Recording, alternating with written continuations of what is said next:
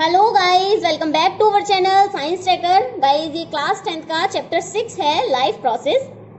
So guys पढ़ते हैं इस टॉपिक को। इस वीडियो में हम इस टॉपिक को कंप्लीट करेंगे, ओके। और अगर ये टॉपिक आपको पसंद आए तो एक छोटी सी रिक्वेस्ट कि वीडियो को लाइक करे बिना नहीं जाइएगा, तो पहले देख लीजिए और अगर टॉपिक समझ में आए तभी लाइक कीजिएगा, okay. How do we tell the difference between what is alive and what is not alive. जानते ही आप, बोल रहे हैं, आपसे क्वेश्चन पूछ रहा है कि आप कैसे बताओगे कोई जिंदा है या कोई जिंदा नहीं है, मीन्स मुर्दा है, मतलब उसमें जान ही नहीं है। If we see a dog running or a cow chewing cud or a man shouting loudly on the street, we know that these are living beings. कुछ केसेस बताए हैं, डॉगी भाग रहा है, गाय अपना चारा चबा रही है, एक आदमी सड़क पे तेजी से चिल्ला रहा है, तो ये सभी क्या हैं? लिविंग बींग्स हैं। हम जानते हैं ये पहले से ही, ओके। We would still अब नेक्स्ट बोल रहे हैं कि what if the dog, cow और man were asleep? क्या होगा अगर ये तीनों सो रहे हैं? सो इस केस में भी ये जिंदा ही होते हैं ना, ऑब्वियसली जब हम सो रहे होते हैं तब हम जिंदा ही तो हैं, हम दोबारा उठेंगे, फिर सवेरा होगा। So we would still think that they were alive. हम अभी भी कह रहे हैं कि अलाइव हैं, लेकिन कैसे हम कह रहे हैं कि अलाइव हैं?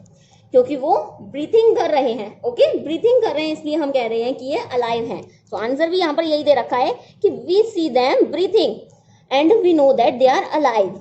What about plant? Next case में वो प्लांट पर पहुंच गया। अब बताओ प्लांट के बारे में तुम क्या कहोगे? How do we know that they are alive? Plant को आप जिंदा कैसे कहते हो? वी सी देम ग्रीन, हम उनको हरा देखते हैं। सम विल से, सम ऑफ अस विल से, कुछ लोग तुम में से ये कहोगे कि वो ग्रीन कलर के हैं। Is this true? कोई प्लांट ग्रीन कलर का है तो इसका मतलब वो लिविंग है, ऐसा कुछ नहीं है। सो ऐसा कुछ नहीं है, क्योंकि कुछ प्लांट्स का जो कलर होता है वो अदर देन ग्रीन भी होता है, ओके। सो आगे बोल रहा है what about plant that leaves of colour other than green? उन प्लांट्स के बारे में क्या कहोगे आप जिनका कलर ग्रीन के अलावा है? They grow over time, we know that they are alive. अब बोल रहे हैं कुछ बच्चे कि कुछ ने कह दिया कि वो ग्रीन कलर के हैं, कुछ कह रहे हैं कि वो टाइम के साथ ग्रो कर रहे हैं कुछ प्लांट, इसलिए हम उनको अलाइव कह रहे हैं। And some will say, in other words, we tend to think some sort of movement either growth related और नॉट। कुछ कह रहे हैं कि उनमें ग्रोथ तो हो रही है और कुछ कह रहे हैं कि उनमें कुछ टाइप का मूवमेंट हो रहा है, मूवमेंट, चाहे वो मूवमेंट ग्रोथ रिलेटेड हो या ना हो। And as common evidence for being alive, and ये मूवमेंट क्या होगा? एक कॉमन एविडेंस होगा जिंदा रहने का। कुछ लोग ऐसा कह रहे हैं। एंड सम एनिमल कैन, एक मिनट, यहाँ तक हो गया। But a plant that is not visibly growing is still alive. बोल रहे हैं कुछ एक प्लांट के बारे में बताओ जिसकी ग्रोथ नहीं दिख रही हमको। अभी तुमने कहा था कि कुछ प्लांट ग्रो कर रहे हैं इसलिए हम उनको अलाइव कह रहे हैं, तो अब यहाँ पर उसी को वो एक्सप्लेन कर रहा है कि अगर कुछ प्लांट में ग्रोथ नहीं हो रही तो क्या तुम उनको अलाइव नहीं कहोगे? Animal can breathe without visible movement. कुछ एनिमल ब्रीथ कर सकते हैं बिना विजिबल मूवमेंट के, मूवमेंट नहीं हो रहा उनमें बट वो ब्रीथ कर पा रहे हैं। So using visible movement as defining characteristic of life is not enough.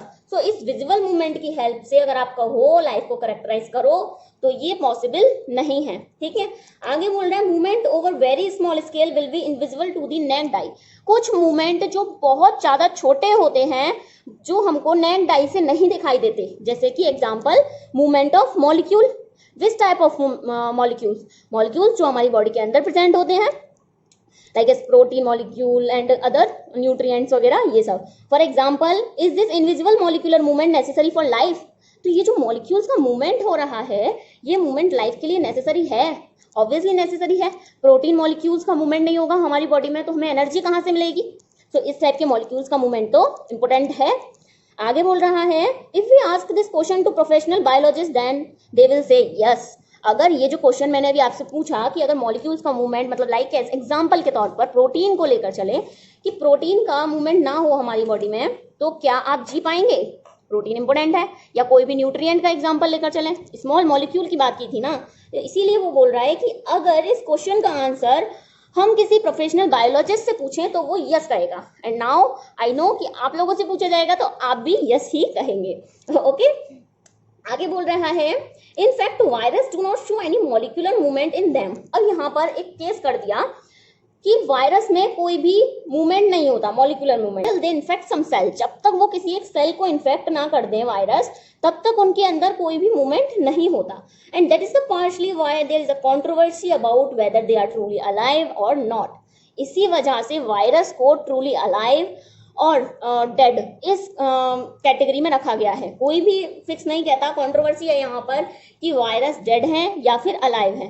Okay, so virus अगर एनवायरमेंट में है तो वो डेड है, और अगर किसी सेल के अंदर एंट्री कर गए तो वो कैसे हैं, अलाइव हैं। ओके, नेक्स्ट बोल रहा है, नेक्स्ट पैराग्राफ। आई होप ये 2 पैराग्राफ आपको समझ में आ गए होंगे, इन दोनों पैराग्राफ्स में क्या है। थर्ड पैराग्राफ है, Why are molecular movement needed for life? ये जो मॉलिक्यूल्स का मूवमेंट अभी आगे बात की गई, ये आवश्यक क्यों है लाइफ के लिए। सो आई होप आप इसका आंसर तो आप बता ही पाएंगे। प्रोटीन का एग्जांपल लेकर या फिर किसी न्यूट्रिएंट का एग्जांपल लेकर आप बता पाएंगे। सो पढ़ लेते हैं, इसमें भी आंसर दे रखा है। इसका आंसर क्या है, we have seen in earlier classes that living organism are well organised structure. Living organism का एक वेल ऑर्गेनाइज्ड स्ट्रक्चर होता है। दे कैन हैव टिश्यूज होते हैं ऑर्गन्स के अंदर। टिश्यूज मतलब बहुत सारे टिश्यू मिलकर ऑर्गन बनाते हैं, इतना जानते हैं आप। And tissue have cells, tissue के अंदर सेल्स होती हैं, मींस बहुत सारी सेल्स मिलकर टिश्यू बनाती हैं। एंड दे कहाँ गया, we have in earlier classes they can have tissue have cells and cell have smaller component in them. और सेल के अंदर छोटे छोटे कंपोनेंट होते हैं सेल के। सो आप अगर बैक लेकर चले तो आई होप आपको समझ में आया होगा कि जो सेल है वो सेल आपस में मिलकर टिश्यू बनाती है, एंड टिश्यू आपस में मिलकर ऑर्गन बनाते हैं, एंड ऑर्गन आपस में मिलकर एक ऑर्गन सिस्टम बनाते हैं, like as respiratory system, nervous system, digestive system, excretory system. इस टाइप के सिस्टम आपकी बॉडी में बनते हैं, ठीक है। Because of the effect of environment, this organized order nature of living structure is very likely to keep breaking down over time. बोल रहा है कि एटमॉस्फेयर में चेंजेस की वजह से जो ऑर्गेनिज्म है, उस ऑर्गेनिज्म के अंदर ये जो प्रोसेस है, ये प्रोसेस में ब्रेक डाउन आ सकता है। तो इस प्रोसेस में ब्रेक डाउन होने की वजह से जो सेल है वो लिविंग ही नहीं रहेगी, means organism will no longer survive. Okay, यही बोल रहे हैं आगे कि अगर ये ऑर्डर ब्रेक हुआ तो जो ऑर्गेनिज्म है वो सर्वाइव नहीं कर पाएगा, अलाइव ही नहीं रहेगी cell.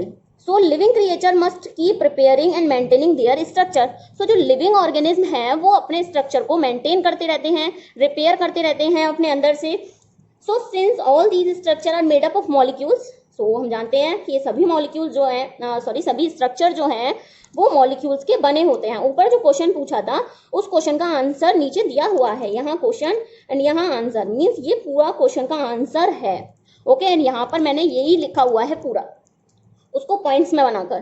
They must have move molecules around all the time. So ये जो मॉलिक्यूल्स हैं इनको ऑल द टाइम मूव करते रहना चाहिए, जिससे कि जितना भी ब्रेक डाउन हो या कुछ भी हो वो रिपेयर हो सके बॉडी में।